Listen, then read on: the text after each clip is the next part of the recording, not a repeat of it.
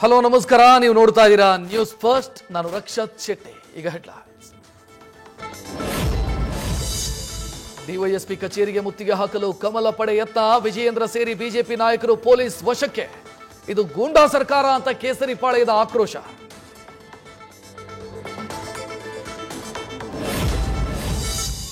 ಕಾಂಗ್ರೆಸ್ ಶಾಸಕ ಮಂತರಗೌಡ ಪೊನ್ನಣ್ಣ ರಾಜೀನಾಮೆಗೆ ಬಿಜೆಪಿ ಪಟ್ಟು, ಪ್ರಕರಣ ತಾರ್ಕಿಕ ಅಂತ್ಯಕ್ಕೆ ಕೊಂಡೊಯ್ಯಲು ಕಮಲ ಪಡೆ ನಿರ್ಧಾರ, ಸರ್ಕಾರದ ವಿರುದ್ಧ ಅಸ್ತ್ರವಾಗಿ ಪ್ರಯೋಗಿಸಲು ಸಜ್ಜು.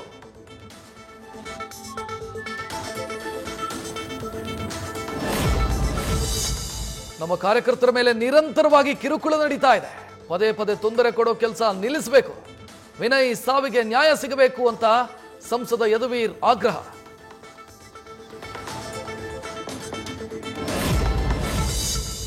ಗ್ರೂಪ್ನಲ್ಲಿ ಜಿಲ್ಲೆಯ ಸಮಸ್ಯೆಯ ಬಗ್ಗೆ ಪ್ರಶ್ನೆ ಮಾಡಿದ್ದಕ್ಕೆ ನಮ್ಮ ಮೇಲೆ ಕೇಸ್ ಹಾಕಿದರು.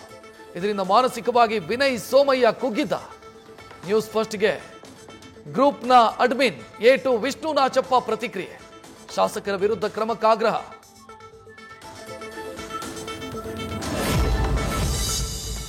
ಕಾನೂನು ಪೊನ್ನಣ್ಣನಿಗೂ ಒಂದೇ, ಮಂತರ್ಗೂ ಒಂದೇ. ಪೊಲೀಸ್ ಇಲಾಖೆಯವರು ಈ ಬಗ್ಗೆ ಕ್ರಮ ಕೈಗೊಳ್ಳುತ್ತಾರೆ, ಅಗತ್ಯ ಬಿದ್ದರೆ ಸಿಐಡಿಗೆ ಪ್ರಕರಣವನ್ನು ವಹಿಸಬಹುದು ಎಂದರು ಗೃಹ ಸಚಿವ ಪರಮೇಶ್ವರ್.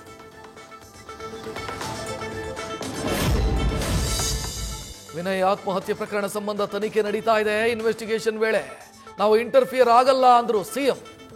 ಸಾವಿನಲ್ಲಿ ನಾವು ರಾಜಕೀಯ ಮಾಡಲ್ಲ ಅಂತ ಬಿಜೆಪಿಗೆ ಸಿದ್ದರಾಮಯ್ಯ ಕೌಂಟರ್.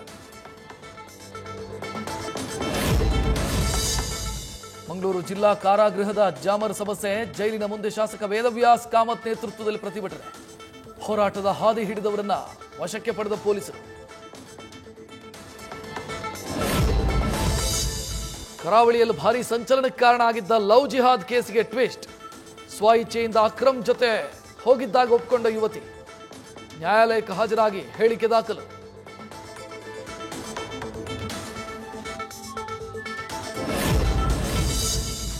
ಬೆಂಗಳೂರಿನ ಕೆಪಿಸಿಸಿ ಕಚೇರಿ ಸಮೀಪ ಅಗ್ನಿ ಅವಘಡ, ರಸ್ತೆ ಬದಿ ನಿಂತಿದ್ದ ವಾಹನಗಳು ಬೆಂಕಿಗಾಹುತಿ. ಮಿನಿ ಕ್ರೇನ್, ಗ್ಯಾಸ್ ಸಿಲಿಂಡರ್ ಸಾಗಿಸುವ ವಾಹನ ಸೇರಿ 4 ವಾಹನ ದಗದಗ.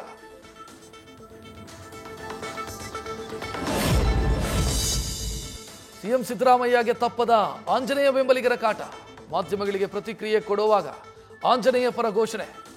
ಎಂಎಲ್ಸಿ ಮಾಡುವಂತೆ ಕೂಗಿದ ಬೆಂಬಲಿಗರ ಮೇಲೆ ಗರಂ ಆದ ಸಿಎಂ.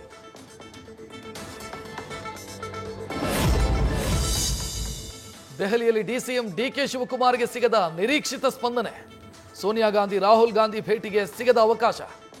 ವರಿಷ್ಠರ ಜೊತೆ ಮಾತನಾಡದೆ ರಾಜ್ಯಕ್ಕೆ ವಾಪಸ್, 10 ಚರ್ಚೆಗೆ ದಾರಿ.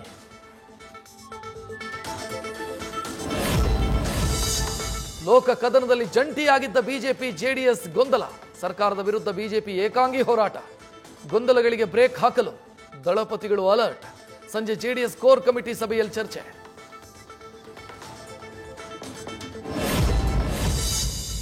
ಬೆಳಗಾವಿಯ ಹಿಂಡಲಗದಲ್ಲಿ ಸ್ಮೃತಿ ಭವನ ನಿರ್ಮಾಣಕ್ಕೆ ಶಂಕುಸ್ಥಾಪನೆ. 10 ಕೋಟಿ ನೆರವು ನೀಡಲು ಮುಂದಾದ ಮಹಾರಾಷ್ಟ್ರ ಸರ್ಕಾರ. ಕನ್ನಡ ಪರ ಸಂಘಟನೆಗಳ ಆಕ್ರೋಶಕ್ಕೆ ಕಾರಣ ಆದ ಜಿಲ್ಲಾಡಳಿತದ ನಡೆ.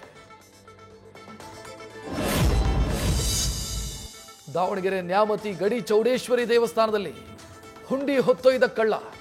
ಈ ಹಿಂದೆ ಚೌಡೇಶ್ವರಿಗೆ ಅಷ್ಟದಿಗ್ಬಂಧನ ಪೂಜೆ ಸಲ್ಲಿಸಿದ್ದ ಖದೀಮ ಇದೀಗ ದೇವಿಯ ಹುಂಡಿಗೆ ಕನ್ನ.